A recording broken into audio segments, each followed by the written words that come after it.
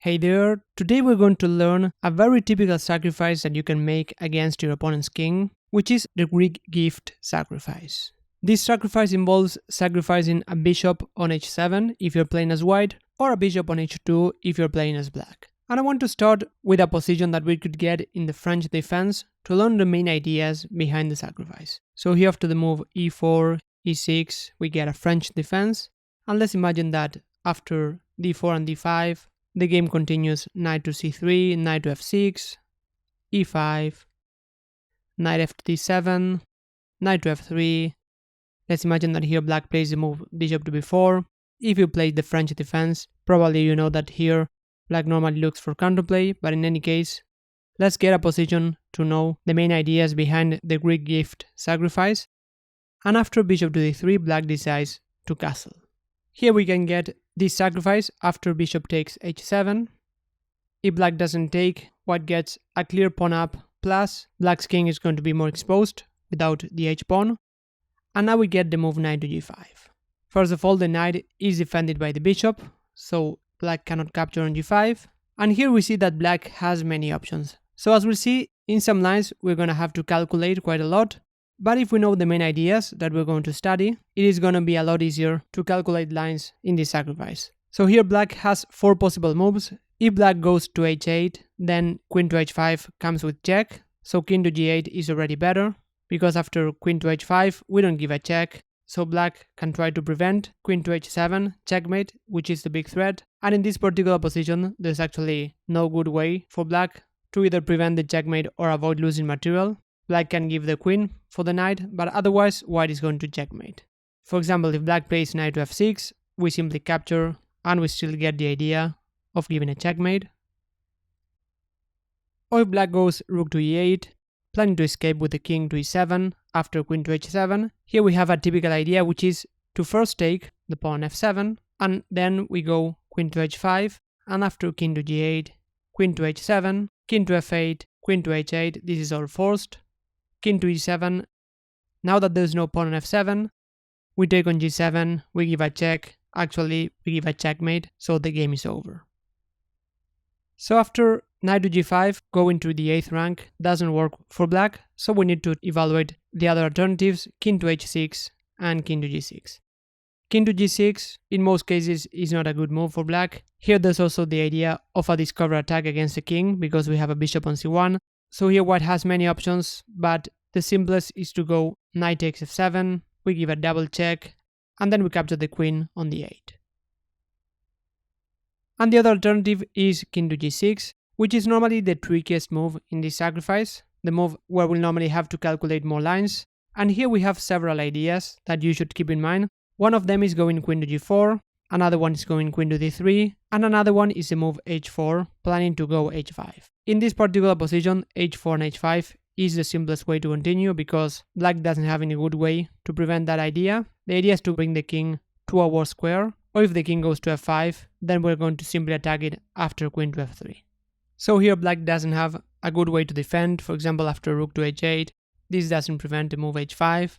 If black captures, then we simply recapture with the queen. And if the king goes to h6, here at the very least we have knight takes f7. We could even continue with a move like queen to d3 trying to attack, because black's king is still on a very bad position. So after king to g6, in this particular position the move h4 is very strong, but I just want to mention that very often the move queen to g4 is also quite strong, simply planning to create a discover attack against the king. For example here after knight takes c6, we're going to see this idea in other positions. And here very common defensive ideas to try to go f5, planning to attack the queen. And here taking en passant is generally not a good idea, because here after knight takes, black is attacking the queen and improving the knight. But here we could play something like queen to g3, and we keep the ideas of attacking the king with a discovered attack. So here knight takes e6, and then attacking the queen is a big threat. If black plays something like queen to e7, here we could actually continue with the main idea of h4, which in this particular position is very strong, planning to go h5. The idea is simply to bring another attacker. But in general, the materialistic approach in this position is not the best, because here we want to attack. So here taking e6 and then capturing the rook is not a good idea. For example, after king to h7, white could capture here or even here, on c7, get a few pawns and a rook for the minor pieces. Here black can play knight to b6, planning to recapture on a8. But this is not the main idea behind the Greek gift sacrifice. Here we want to attack, so keep that in mind when you play this sacrifice. So here the move h4 is way simpler, just bringing another piece to the attack. The knight on g5 is right there, so after h4, black's position is just crashing. For example, after rook to h8, we can continue with this idea of h5, and if black takes on h5, we simply capture, and after queen to h3, king to g6, queen to h7 is a checkmate. So with the king on g6, h4 and queen to g4 are common ideas, and queen to d3 is also another very natural idea. We simply give a check. We want to drive the king to the h file. As we saw, the king is not going to be well there. So here again, black normally tries to block the check by going f5. So in this particular position with the move queen to d3, we're not achieving a lot, but in some other positions the move queen to d3 might be quite useful.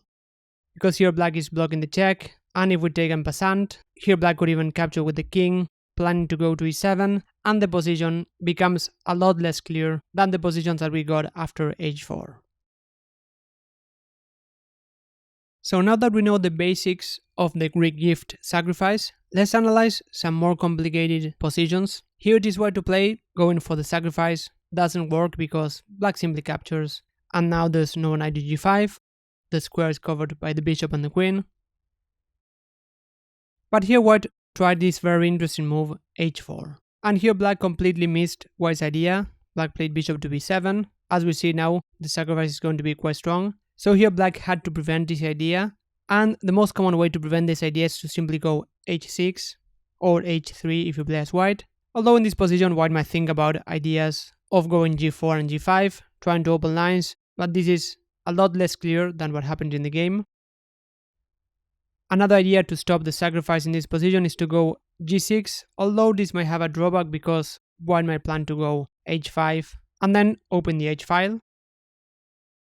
Another idea is to go f6, although this, strictly speaking, doesn't stop the move bishop takes h7. And here there's actually another interesting idea, which is to go knight to g5 and then follow up with the move queen to h5. For example, after pawn takes and queen to h5, black is already having a crashing attack. There's pressure on h7, and there's also the simple idea to capture with the h-pawn and open the h-file. So as we see in this position, black already has to be very careful. And here the move that I would probably play is the move f5, simply closing the diagonal for the bishop, and then plan to counterattack on the center, the move c5. And if white captures, now we could recapture even with the rook in this position. And now we have the additional idea of rook to h6 if white goes for this sacrifice, so this position is actually quite unclear. But in the game after bishop to b7, now white went for this sacrifice. Now we'll have a different version. The idea is that after king takes and knight to g5, if black captures, then after pawn takes, we just open the h file, and black is already in trouble. If the king goes to g6, white simply forces a checkmate after queen to h5. And here white has many ways to continue the attack. For example, rook to h3, planning to go rook to f3 checkmate. Or if the king goes to g8 after queen to h5, we have this huge threat of queen to h8, given a checkmate. And if black tries f6 to escape with the king via f7, and here the move g6 is another typical idea. Before giving the check on h7 or h8, we play the move g6 to prevent the king from escaping, so white is going to checkmate. So here black didn't capture the knight. If the king goes to g8, queen to h5 again, we get very similar ideas. Or if black goes rook to e8, in this particular position, in addition to taking on f7, we even have the simple queen to h7 and then queen to h8. So in the game, black tried king to g6, king to h6, still exposes the king, and there's going to be ideas of taking on f7 if the rook on f8 moves. Here white has several ways to continue, for example queen to d2, just planning to castle and then bring more pieces to attack black's king. So black tried king to g6, and here white played an instructive move. Queen to d3 was an interesting move, but white decided to bring another piece to attack. This knight on c3 is not doing anything. That's why white played the move knight to e2, planning to go knight to f4. Here black captured, and after pawn takes, black tried f5, trying to get an escape square for the king, but here white captured en passant with the g-pawn, and now black tried rook to h8, and after knight to f4 and king to f7, here white already has a great position, but white decided to finish the game in style and went queen to g4. White has a lot of threats, but white is given a rook with check after rook takes h1, and after king to d2, black captured on g6. If black captures the other rook, white will simply force a checkmate after queen takes, king to e8, queen to g8, king to d7, and queen takes e6. And after g takes f6, white took on e6, and after king to g7, rook takes h1, we see that white has 3 pieces attacking black's king. Black has no pieces on the king side, so the game ended shortly. After bishop to c8, here white could simply take on f6 with the pawn, but white decided to finish in style and went rook to h7, and after king takes, queen to f7, black resigned. If the king goes to h6, queen to g6 is a checkmate, or after king to h8, knight to g6 is a checkmate. Let's see another more advanced position where a very strong Dutch grandmaster fell for this sacrifice. Here we see that the g5 square is covered by the bishop on e7, and white played the move bishop to g5. In this position, black should have tried something like rook to e8 defending the bishop. Maybe white still has a slight advantage, black has to find a way to activate this bishop on b7, but black captured the bishop on g5, maybe thinking that white would simply capture on g5 and then follow up with a move like h6. But here came the shocker. White went for the Greek gift sacrifice after bishop takes h7, king takes, and knight takes g5. And here again black went for the move king to g6, which as we saw is normally the trickiest way to continue. If the king goes to g8, after queen to h5, we get a position that we're very familiar with. Queen to h7 is a very annoying threat. If black moves the rook, for example, to e8, white can simply capture, and after king to h8, white has several ways to continue. Here in this particular position, white could even capture a knight. There's also the idea to bring the rooks to attack, and even this idea that we saw of giving checks and then collect the pawn on g7. Even though in this particular position it is not a checkmate, here white is also having a crushing position. White is not even materially down, white has 3 pawns for the piece, and black's king is actually very shaky.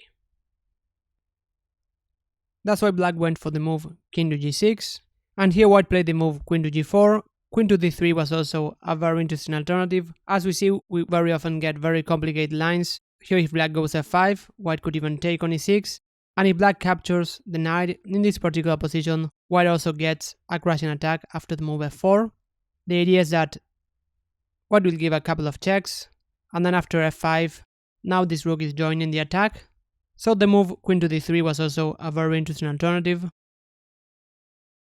But white continued with the move queen to g4, black tried f5. So now that we know the ideas, we can understand the moves much more easily. And after f5 and queen to g3, here black tried an interesting way to save the game by going queen takes d4. So now the idea is that after knight takes e6, which is the main idea, and then capture on g7, here black has the idea to block the check with queen to g4. So black is still in the game here. But white tried this very interesting idea of giving a check with the knight on e4, so now black cannot block the check, and after king to h7, queen to h4, if the king goes to g8, after knight to f6, white gives a check and then collects the queen. So black tried king to g6, and after queen to g5, king to f7. Now white brought another piece to attack, rook a to d1. The idea is to take on d7 and then take on g7. That's why black captured the pawn on e5 to cover the g7 square, and after rook takes and king to g8, here white captured the bishop on b7, and we get this very funny situation where black cannot capture this knight on e4. If black captures with the pawn, then white simply takes the queen on e5, and after queen takes e4, white simply gives a checkmate. So after rook takes b7, white has an extra piece, and the game finished in just a few moves. And last I want to finish with a very complicated position, where we got this sacrifice and the game ended in a draw. As we saw, sometimes the line can get very complicated, so we need to use our understanding of the main ideas of the sacrifice and sometimes even our intuition. Here we have former world champion Garry Kasparov playing against a chess engine at the time where the top players could give a decent fight to engines, which is not the case nowadays. Here Black played this very nice idea of bishop takes h2, so now we're looking at the position from Black's side. Black went for this sacrifice, and after king takes, knight to g4.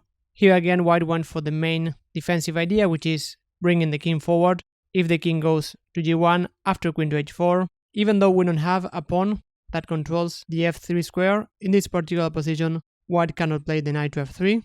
So Black now has a decisive attack. Queen to h2 is a huge threat, and if the rook on f1 moves, queen takes f2 will follow. So here Kasparov tried king to g3, and now we get again a very common follow-up, queen to g5. And here White went f4, attacking the queen. Here queen to g6 is not possible because the bishop is eyeing that square. So here Black continued with the move queen to h5. And Black's main idea here is to attack, or in this particular position maybe to go for a perpetual check. Black doesn't want to capture this pawn e3 and then trade pieces. That's why here Kasparov played the move bishop to d2. Additionally, now the idea of rook to h1 is a huge threat. That's why Black continued with the move queen to h2, forcing king to f3. And now Black played this very tricky move queen to h4. So now rook to h1 is not possible because queen to f2 is a checkmate. So here Kasparov tried taking on h7. The idea is to trade queens after queen takes h7, which was an option for Black. Black decided to go king to h8. And then after knight to g3, knight to h2, gives a check, king to f2, keeps defending the knight. Again, Black doesn't want to capture material in these positions, but continue attacking or giving a perpetual in this case. After knight to g4, king to f3 and knight to h2, we got a draw. Now instead of bishop takes h7, there was an alternative to go g3, and after queen to h2, we get this very crazy position where it is actually very hard for White to attack this queen on h2. If this rook on f1 moves, for example rook to h1, then we get a checkmate. But White could have continued playing with the king on f3, for example go rook a to e1 and then play something like e4, but this is actually very hard to play with a king on f3 and Black's pieces around it. Okay, so you now know the most important ideas about the Greek gift sacrifice. I hope that you can implement it in your games. If you enjoyed the video, please give it a like and subscribe to my channel. This will help me a lot. In any case, thanks a lot for watching, and I'll see you in the next video.